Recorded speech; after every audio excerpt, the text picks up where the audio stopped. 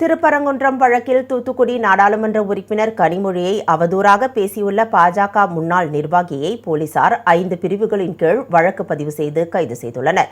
திருப்பரங்குன்றம் மலை மீதுள்ள தீபத்தூணில் கார்த்திகை தீபம் ஏற்ற மதுரை உயர்நீதிமன்றம் உத்தரவு பிறப்பித்திருந்தது. இதனை தமிழக அரசும் கோவில் நிர்வாகமும் நடைமுறைப்படுத்தாமல் தீர்ப்புக்கு எதிராக உச்சநீதிமன்றத்தில் மேல்முறையீடு செய்து வழக்கு தொடுத்துள்ளனர். இதனால் இந்து அமைப்புகளை சேர்ந்தவர்களும் பல்வேறு அமைப்பினரும் தீபம் ஏற்ற வேண்டும் என போராடி வருகின்றனர். இந்த நிலையில் திருப்பரங்குன்றத்தை சேர்ந்த முன்னாள் பாஜக நிர்வாகி கார்மேகம் என்பவர் ஒரு யூடியூப் சேனலுக்கு திருப்பரங்குன்றம் மலை தீப விவகாரம் தொடர்பாக பேட்டியளித்தார். அப்போது தூத்துக்குடி நாடாளுமன்ற உறுப்பினர் கனிமொழியை அவதூறாக பேசியுள்ளார்.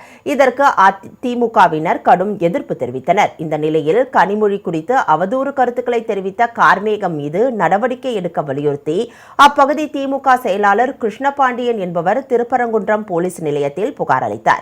அதன் பேரில் திருப்பரங்குன்றம் போலீசார் விசாரணை நடத்தி பாஜக நிர்வாகி கார்மேகம் மீது அசிங்கமாக திட்டுதல், அவதூறு பரப்புதல், பொய்யான கருத்தை சொல்லி இரு தரப்புக்கு மோதலை தூண்டுதல் உள்ளிட்ட 5 பிரிவுகளின் கீழ் வழக்கு பதிவு செய்து கைது செய்துள்ளனர்.